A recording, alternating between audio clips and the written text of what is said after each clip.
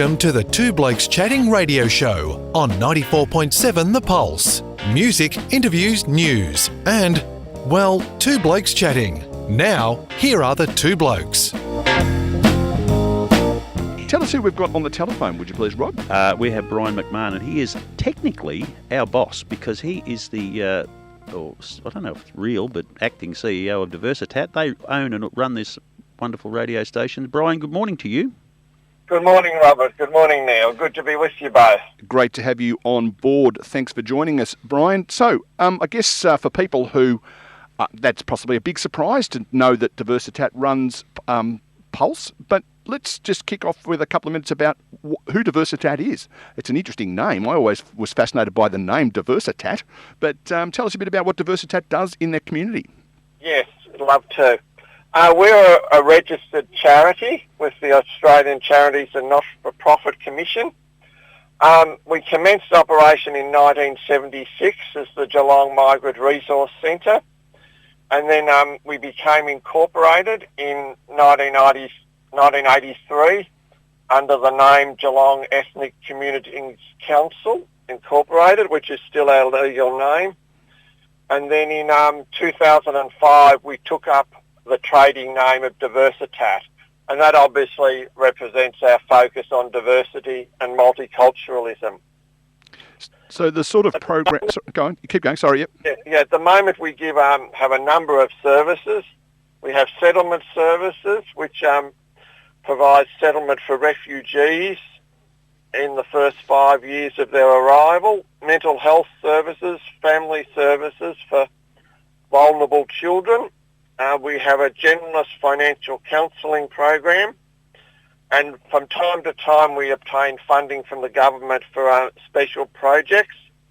For example, we're currently operating a Safer and Stronger project, which is focusing on prevention of violence against women and discrimination of minority groups. So that's one division. We have settlement. We also have a training division, which has an RTO, a registered training organisation, which provides both accredited and pre-accredited courses in community care and English. And that English feeds in well with our settlement, with the new arrivals. English is obviously a key part of settling in Australia. Then we have a Reconnect program, which is assisting high-risk youth into education. Then another division we have is age support, which provides day centre services for people from multicultural backgrounds. And we have won a number of awards in that. In 2019, we won the best aged care facility in Australia as judged by Australian Healthcare Week Network, which was good. And also we won the Global Award in 2018 for the most outstanding multicultural community support service. Wow, impressive. That age support has been, the basis of that is clients coming to the centre in North Geelong for meals and social activities and therapy. But they can't obviously come to the centre now, unfortunately. So we're diversifying that by taking meals to them and following up on their well-being at this critical time. So I think a lot of people would know that there's a town about 70 kilometres northeast of here called Melbourne that's reasonably multicultural. I suspect a lot of people wouldn't realise how multicultural Geelong is. Have you got any sense of the number of countries or regions that the organisation supports? Well, we have over 40 affiliated communities, but there is more than that in our Paco Festa Multicultural Festival, which is in February. There is 60 communities that actually participate in that. And also, which we might talk about this later, Multicultural Aged Care Services, which is another organisation. They have residents covering 65 different languages. So that gives you an idea. Geelong is a very diverse community, and we can be very proud as to how we've adapted to multiculturalism and really embraced it. Brian, how far does your organisation extend out into the Western District? It's not just the municipality of Geelong, is it? No, it's not. We currently do services in Colac for refugee communities in Colac as well, and we have also gone as far as Warrnambool, which we may well go back there in the future depending on how funding goes and all of that type of thing. I've seen firsthand how important this is. After a brief stint living in South Australia, I saw a lot of refugees put up in border town. They were given jobs at the local abattoir. At one stage, they had 31 different nationalities working there. But what incensed me at the time was that they would plonk people in the town. There's your house, there's your job, good luck, and go away and leave them to their own devices, which caused a lot of problems within the community. So it's vital, the work that you play, just to get the starting happening, because we do know historically how well migrants to Australia adapt to Australian life once they get that kickstart. That's right, and that's exactly what we do. We as soon as they arrive, we provide short-term housing, assist them to get Medicare and banking facilities, and just get to know the dynamics of living in Geelong and the surrounding districts. And unfortunately, as you said, whenever there's something negative happens, that's on the TV all the time. But 99% of refugee arrivals are positive, which does not get on the TV, unfortunately, because it's the normal thing that happens. No, never let the truth get in front of a good story, Brian. Exactly, and in my mind and our mind, refugees is a classic win-win situation. It certainly improves the life of the refugee from the incredibly traumatic backgrounds they've been through, which I can't even begin to imagine the traumatic experiences they've been through. It improves their life, but it improves Australia as well, because they bring their own unique skills and character to this country and make us such a great multicultural country that we are. And as a country, we are all the better for welcoming people from other backgrounds that have needs. So I hope that we keep on going in that direction and don't restrict it. So suppose a family of five, they've been displaced from where they started their lives, and it's taken them, 6, 7, 8, 9 years sometimes to actually get to Australia. They lob in Australia. How do they know about Diversitat? How did Diversitat know about them? How's the connection made?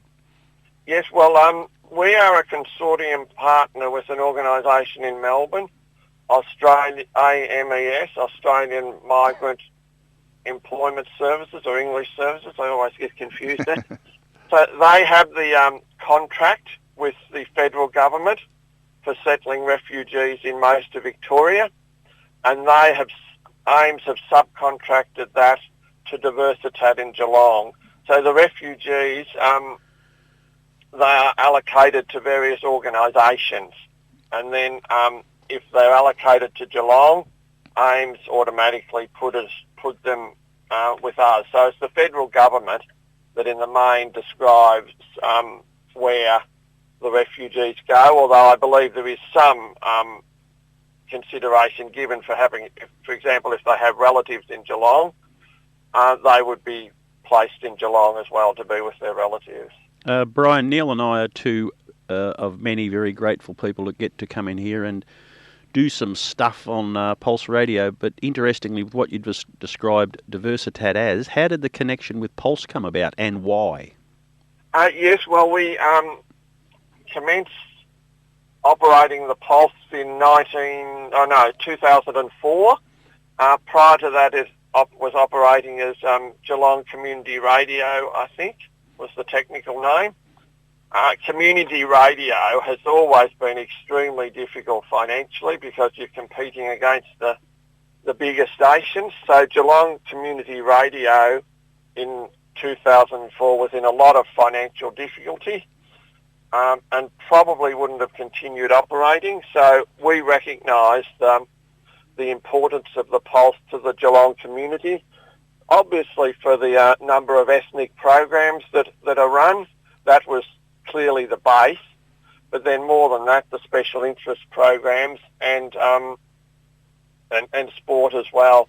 And even the rubbish that Neil and I produce. Recognise that the ethnic programs that the Pulse run, that would be tragic if that was lost to the Geelong community. Absolutely. That was why we commenced or took over the licence basically to operate the Pulse in 2004, and it's been a very good partnership. So. Absolutely. And before we let you go, you referred to an outfit called MultiCultural Aged Care Services, or MACS as it's known around town.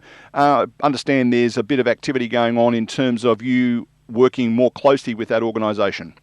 That's correct, yes. Geelong Ethnic Communities Council in the early 1990s done research on what was the needs of the post-war migration clients, and one of those findings was they needed residential care that was cognizant of the needs of multicultural communities, not just mainstream. So we actually created the Multicultural Hostel in 1994 in North Geelong. Now, at the time, Diversitat didn't have charitable status, so MACS had to commence operation as an independent entity so they could obtain charitable status. We obtained charitable status in 2003. So in February this year, both the MACS board and the Diversitat board believed it was a good opportunity to look at merging the two organisations because of our multicultural link and focus on diversity. And we also believe by becoming one organisation, it would give us a stronger unified voice to government and community to obtain funding and to maintain and increase services to our clients. And also our services complement each other. There's nothing that both organisations do that would be competing, but we both have as our core multicultural community. So we both felt it made perfect sense to hopefully form one organisation and become larger and stronger. But there's still a little bit of work to do with that.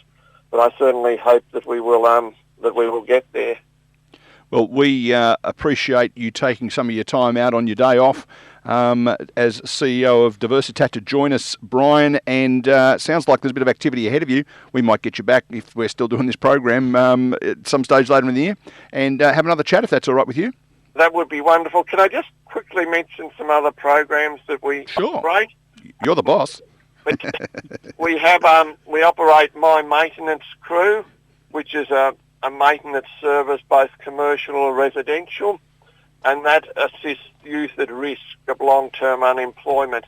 So we provide hands-on training and hopefully transition them into employment. We have the Base Hospitality in Mercer Street, which provides hospitality training for youth and corrections clients. We have an opportunity shop in Geelong. And last but not least, which I think I mentioned earlier, we run Paco Festa which is Victoria's biggest free multicultural festival. That's on the last Saturday in February each year. So I'm sure a number of your listeners are very familiar with that. It's a wonderful festival and really showcases the Geelong community and the multicultural nature of it. Having lived 3 doors from Packington Street, Geelong West for 5 years, I know exactly what Paco Festa is. 4 o'clock in the morning, they're out there putting the barricades up, I can tell you. I think a little bit earlier than that, actually. Well, that's when it used to wake me up. Brian McMahon, thank you for joining us. We're going to have a couple of sponsorship announcements, including one for the Base Cafe. So thanks for your time, and we'll chat to you again at some stage soon. Great, that'd be wonderful. Thanks, Robert. Thanks, Neil.